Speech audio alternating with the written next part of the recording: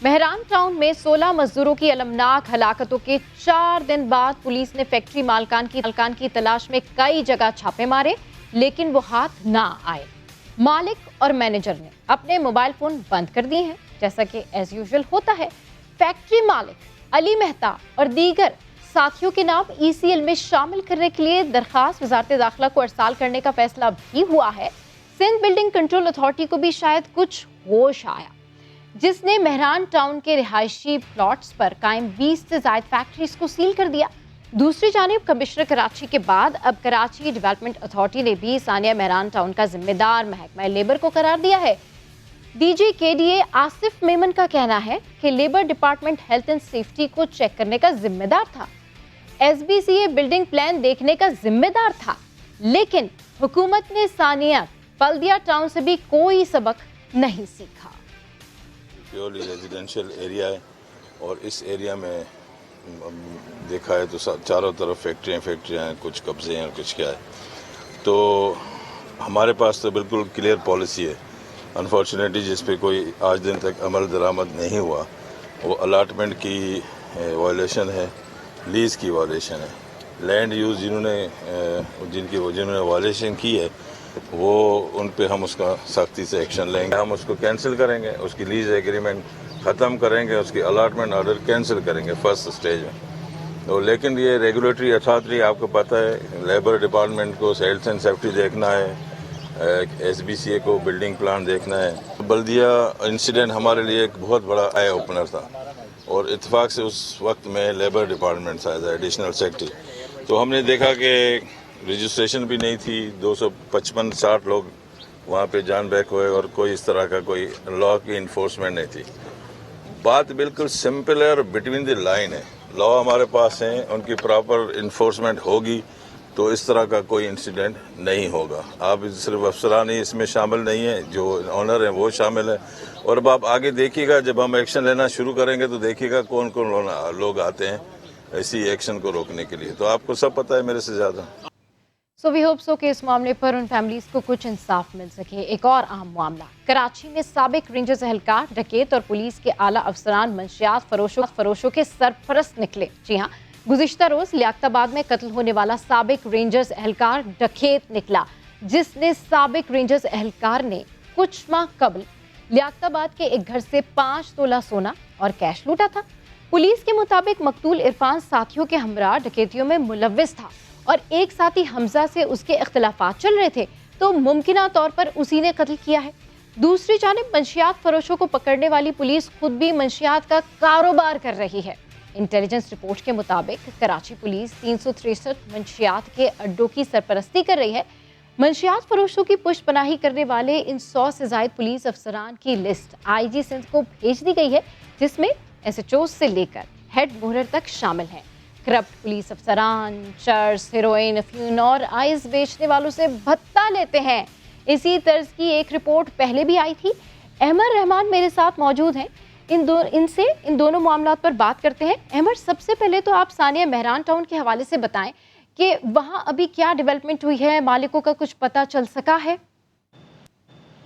जी देखें, इतना बड़ा वाक़या कि 16 मज़दूरों की जान चली गई, लेकिन उसके बावजूद जो पुलिस इन्वेस्टिगेशन है वो दुरुस्त अंदाज में ताहाल शुरू नहीं हो सकी है। सिर्फ ये ज़रूर है, अच्छी तौर पर पुलिस अफसरान ने उस जगह का दौरा किया है, जो फॉरेंसिक टीम होती है उसने वहाँ पर जाए हादसा का दौरा किया और जानने की कोशिश की कि आग इतनी ज़्यादा भड़की क्यों। तो ये सिर्फ एक नुमाइशी चीज़ें हैं जो पुलिस की जानिब से की गई, लेकिन जो असल काम पुलिस को करना चाहिए था कि उस फैक्ट्री के मालिक को या फिर उसके मैनेजर को गिरफ्तार करना चाहिए था, उनसे पूछना चाहिए था कि क्यों ऐसी गफलत जो है वो इस फैक्ट्री के अंदर काम के दौरान बढ़ती गई। तो वो तमाम तर चीज़ें जो है वो नहीं हो सकी हैं। ताहाल पुलिस का ये कहना है कि जी मालिक का नंबर जो है वो बंद है, मोबाइल फ़ोन जो है वो बंद है। इसी तरह उनका कहना है कि मैनेजर का मोबाइल फ़ोन भी जो है वो बंद है। तो बड़ी रवायती सी तफ्तीश जो है वो जारी है और इतने बड़े केस में जो कि एक पूरी फैक्ट्री थी और उसमें आग लगी, वो फैक्ट्री वहाँ पर कायम कैसे हुई, ये तमाम बहुत सारे सवाल आते हैं इस केस में। और पुलिस जो है वो या तो तफ्तीश करना नहीं चाह रही है या फिर बहुत ज़्यादा मजबूर दिखाई दे रही है इस केस में। बिल्कुल इतना अहम मामला है, इतने लोग अपनी जानों से गए और रिवायती तफ्तीश की जा रही है। अच्छा अहमद,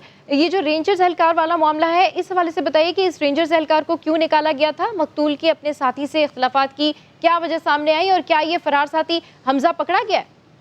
जी देखिए, ताहाल हमज़ा तो नहीं पकड़ा गया है, लेकिन ये ज़रूर है कि ये पुलिस अफसरान का ये कहना है कि जी तफ्तीश के दौरान ये चीज़ें सामने आई हैं कि तकरीबन 1 दर्जन से ज़ायद ये वारदातें जो है ये ग्रो कर चुका था, जिसमें रेंजर्स का ये एहलकार इरफान जो है वो शामिल था, जिसको कत्ल किया गया लियाकताबाद पे। और इसी के एक साथी जो है वो एक उसमें पुलिस एहलकार भी जो है वो शामिल है। वो पुलिस एहलकार जो है वो लियाकताबाद में जो है वो तैनात था।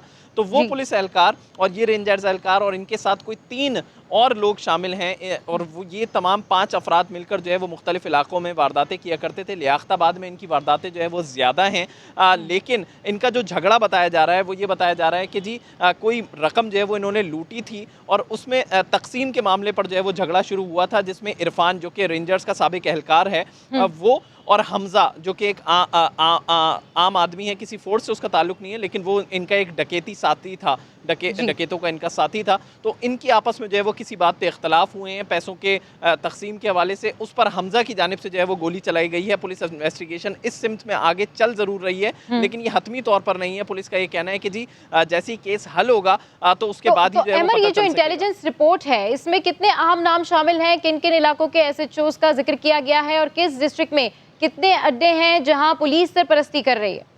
जी देखिए, ये कोई पहली बार नहीं है सबा। माजी में ऐसे पुलिस अफसरान की लिस्ट जो है वो कई बार जो है वो हम देख चुके हैं, टीवी पर नशर भी कर चुके हैं, लेकिन उसके बावजूद पुलिस अफसरान जो है शायद इनका कोई हिस्सा जो है वो बंधा हुआ है। हम क्या कहें इसके अलावा कि क्यों पुलिस अफसरान जो है वो नोटिस नहीं लेते इन चीज़ों पे, क्योंकि माजी में भी हमने कई ऐसी रिपोर्ट्स जो है वो ऑन एयर की हैं। ख़ासतौर पर जो आपने जिस रिपोर्ट की अभी बात की है, तो जी। मोचको थाना हो, चाहे गुलशन मेमार थाना हो, बोर्ड बेसन थाना हो, जैक्सन थाना हो, दरख्शा थाना हो, या फिर खारा दर हो, मीठा दर हो, गर्ज ये कि शहर का कोई भी थाना हो, उन तमाम थानों के बीटर्स के नाम जो है वो इसमें मौजूद हैं। सिर्फ ये नहीं, माजी में हमने देखा था कि साल 2015 में डीआईजी आफ्ताब पठान थे, जो कि अब एडिशनल आईजी हो गए, तो वो डीआईजी स्पेशल ब्रांच हुआ करते थे। उन्होंने 191 पेजेस की एक रिपोर्ट बनाई थी, जिसमें पुलिस अफसरान भी जो है वो शामिल थे, उनके बीटर्स के नाम शामिल थे कि कौन किस मकाम से कितने पैसे जमा करता है। ये उस रिपोर्ट में जो है वो लिखा गया था। एक बड़ी तफसीली रिपोर्ट जो है वो उन्होंने न सिर्फ कराची पुलिस की बल्कि सक्खर रेंज की भी बनाई थी और दीगर रेंज की भी बनाई थी, लेकिन उस रिपोर्ट को भी जो है वो आगे उस पर कोई काम नहीं किया गया। उन पुलिस एहलकारों के खिलाफ जो है वो कोई कार्रवाई नहीं की गई। पुलिस अफसरान के नाम उसमें लिखे हुए थे, नामों के साथ ये तक लिखा गया था कि कौन किस मकाम से कितने पैसे जो है वो ले रहा है, लेकिन उसके बावजूद उस रिपोर्ट को भी जो है वो सर्द खाने की नज़र कर दिया गया। इसी तरह रिपोर्ट्स आती रहती हैं, चाहे ये रिपोर्ट भी आई है, लेकिन इसको भी सर्द खाने की नज़र कर दिया जाएगा। और पुलिस हम ये देखते हैं कि अपने ही एहलकारों के खिलाफ जो एहतसाब का एक निज़ाम है, रिपोर्ट रहती है, लेकिन इन रिपोर्ट्स को सर्द खाने की नजर कर दिया जाता है। बहुत शुक्रिया अमर, आप इस सारी सूरत हाल पर गुफ्तगू कर रहे थे।